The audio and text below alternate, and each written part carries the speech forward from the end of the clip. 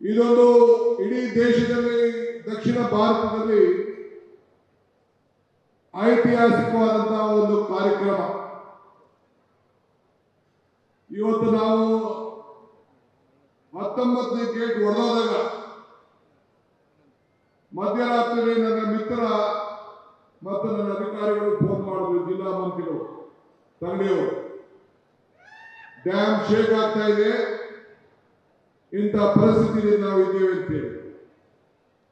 ನಾನು 6 ಗಂಟೆಗೆ ಹೆಲಿಕಾಪ್ಟರ್ ತೆಗೆದುಕೊಂಡು 8:15 ಗಂಟೆಗೆ ಈ ಡ್ಯಾಮ್ ಸೈಟ್ ಹತ್ರ ನಾನಿದ್ದೆ.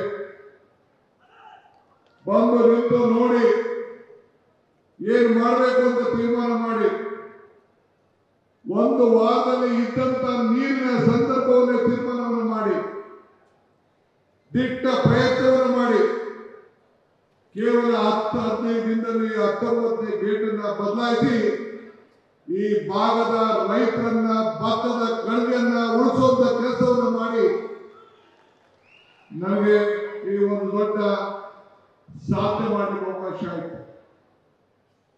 ನನ್ನ ವಿರೋಧ ಪಕ್ಷವು ಟೀಕೆ ಮಾಡ್ತಾ ಇತ್ತು.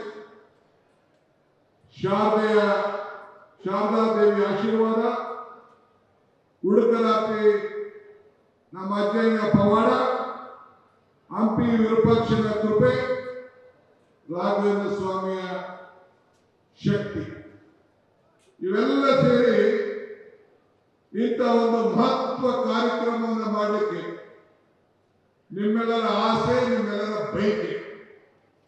ಇದರಿಂದ 33 ಗೇಟ್ಗಳನ್ನ ಬದಲಾಯಿಸಬೇಕು ಅಂತ ಹೇಳಿ ತೀರ್ಮಾನವನ್ನು ಮಾಡಿ ಈ 33 ಗೇಟ್ಗಳನ್ನ ಬದಲಾಯಿಸಿ ಈ ನಮ್ಮ 3 ರಾಜ್ಯದ ರೈತರುಗಳನ್ನ ರಕ್ಷಣೆ ಮಾಡಲಿಕ್ಕೆ ಈ ಭಗವಂತ ಇಲ್ಲಿ ದೊಡ್ಡ ಅವಕಾಶವನ್ನು ಮಾಡಿಕೊಟ್ಟಿದ್ದಾರೆ. ನಾನು ಒಂದು ನೀರಾವರಿ ಸಚಿವನಾಗಿದ್ದೆ. ನನ್ನ ಶಾಸಕ ಹೇಳ್ತಾ ಇದ್ದೆ, ನೀವೇ ಮುಖ್ಯಮಂತ್ರಿಗಳು, ಯಾಕೆ ನಮ್ಮ ಎಂಪಿಗಳೆಲ್ಲ ನೀವು ಸ್ವಾಗತ ಮಾಡ್ತಾ ಇದ್ದೀರಿ ಅಂತ. ನಾನೊಂದು ನೀರಾವರಿ ಸಚಿವನಾಗಿದ್ದೆ, ಇವತ್ತು ಮುಖ್ಯಮಂತ್ರಿ ಆಗಿದ್ದೇನೆ. ಮುಖ್ಯಮಂತ್ರಿ ಆಗಿದ್ರು ಕೂಡ ನಿಮ್ಮ ಸೇವಕ, ನಿಮ್ಮ ರೈತ, ನಿಮ್ಮ ಬಂಧು ಅನ್ನೋದನ್ನ ನನ್ನ ಜವಾಬ್ದಾರಿಯನ್ನು ಮಾಡಲಿಕ್ಕೆ ನನಗೆ ಇಷ್ಟ ಇಲ್ಲ. ಇವತ್ತು ತುಂಗಭದ್ರಾ ಡ್ಯಾಮ್ ಅನ್ನ ನಾವೆಲ್ಲ ಕಾಪಾಡಿದ್ದೇವೆ.